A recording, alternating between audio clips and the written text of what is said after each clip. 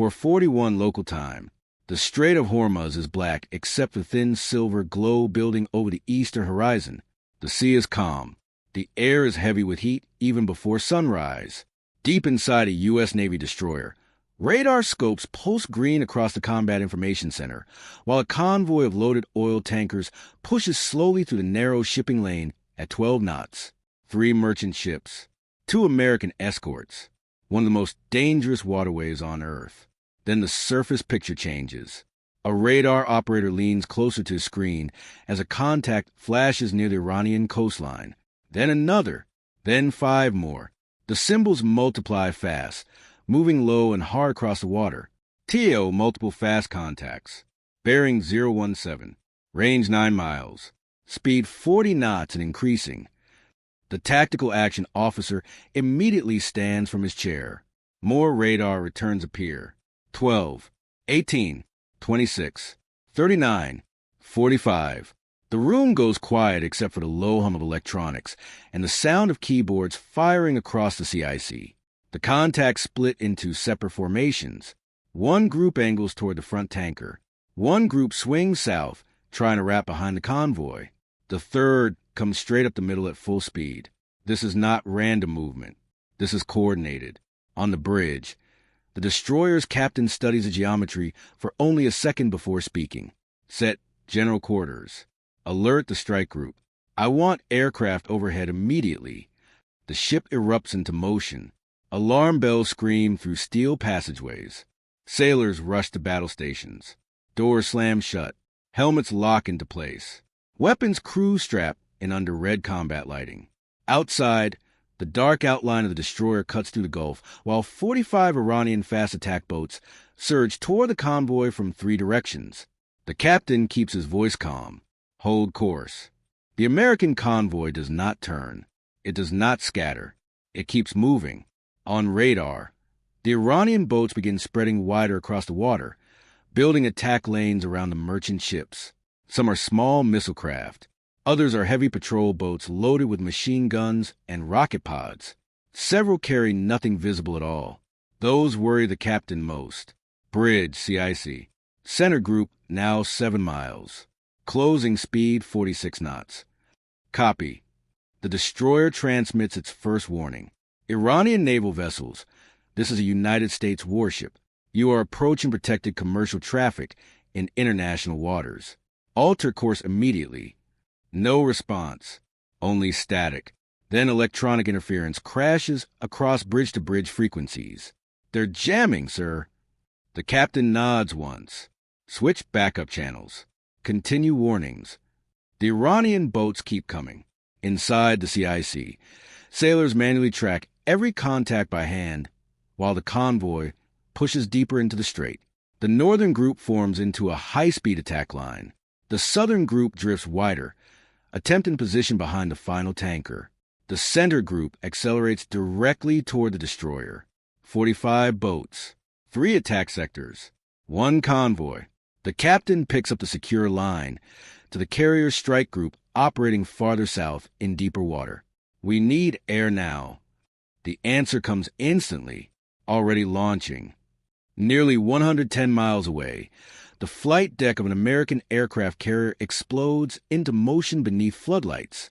2 Boeing F divided by a -18E divided by F Super Hornets sit armed and fueled on the catapults. Pilots already strapped in. Engines already hot. Alert 5 status. 5 minutes from launch. Tonight, they launch even faster. Yellow shirt crews sprint across the deck, while steam rises from the catapult track. The lead pilot checks his kneeboard one final time. Call sign, Bandit 2-1. Mission, reach the convoy fast. Establish dominance. Hold fire unless ordered. The shooter drops his hand. The first Super Hornet slams forward into darkness, disappearing off the bow in a burst of steam and afterburner flame. Seconds later, the second jet follows. Both aircraft level low over the Gulf and accelerate hard north. Back near the convoy, the situation tightens. The center Iranian formation splits again. Fast movers in front. Shooter boats behind. Lead contacts now 5 miles. Weapons crews on the destroyer prepare for engagement. .50 caliber machine guns track the approaching boats. The forward 5-inch gun rotates slowly toward the center formation. Still no shots fired. The captain wants the aircraft overhead first. He wants the Iranians to see what is coming before anyone pulls a trigger. Then the radio crackles. Camel whip, Bandit 2-1. 2 minutes out. The destroyer's crew looks east. Nothing yet. Then suddenly the horizon tears open. A Super Hornet screams across the water at low altitude, afterburners glowing bright against the dawn. The jet rips directly over the lead Iranian boats at nearly the speed of sound. The shock wave hits seconds later. Spray explodes across the Gulf. The Iranian formation wobbles. 30 seconds later, the second Super Hornet attacks from another angle. Even lower, flares dropping behind it in white fire. The message is unmistakable. We see you. We own the air above you. And we arrived in 8 minutes. Inside the destroyer CIC, the tactical picture transforms instantly. The Super Hornet's ASA radars begin sorting every surface target in real time. Every boat receives a track. Every boat receives a vector. Every movement is exposed. The captain finally exhales once. Air picture confirmed. Bandit 2-1 keys the international frequency. Iranian fast attack craft operating near the convoy. You're within range of United States naval aircraft. Cease aggressive maneuvering immediately. No response. Only static.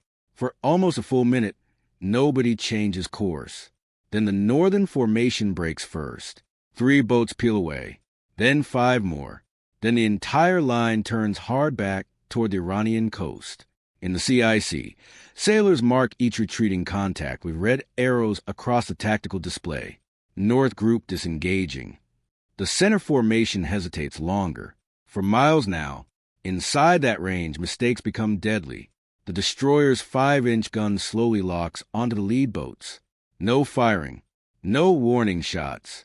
Just a deliberate, visible aim directly down the center of the swarm. At the same moment, Bandit 2-1 drops even lower. 400 feet. Full afterburner. The Super Hornet roars directly over the Iranian boats, so low that crews can see missiles mounted beneath the wings. That breaks them. The center group scatters violently across the water, throwing white wakes in every direction as throttles reverse and hulls pivot back north. The southern group remains at distance, shadowing the convoy but refusing to close further. That is enough. The convoy continues moving. The shipping lane stays open. Above the Gulf, the Super Hornets maintain layered overwatch while additional aircraft launch from the carrier behind them. An E-2D Hawkeye expands a radar picture across the region. An MH-60 or Seahawk lifts from the destroyer to patrol the waterline below. Surface, air, electronic warfare. Every layer feeding the next. This is how modern naval power works. Not chaos, not panic, control. For the next 40 minutes, the Super Hornets circle above the convoy while the Iranian boats slowly retreat toward the coastline. No missiles launched, no guns fired, no ships damaged. By sunrise, the water around the convoy is clear again except for the gray shape of the destroyer cutting through the Gulf beside the tankers. On the bridge, the captain finally picks up his untouched coffee. Cold, he drinks it anyway. The executive officer steps beside him quietly. 45 contacts. 0 shots fired. Convoy on schedule.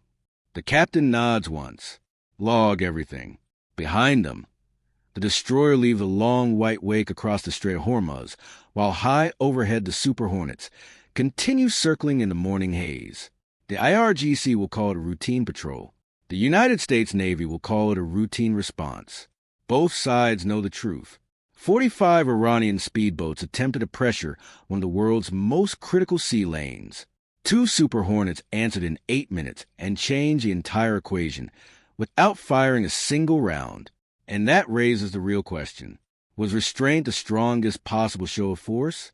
Or should the Navy have fired warning shots before the boats got that close? Drop your thoughts in the comments.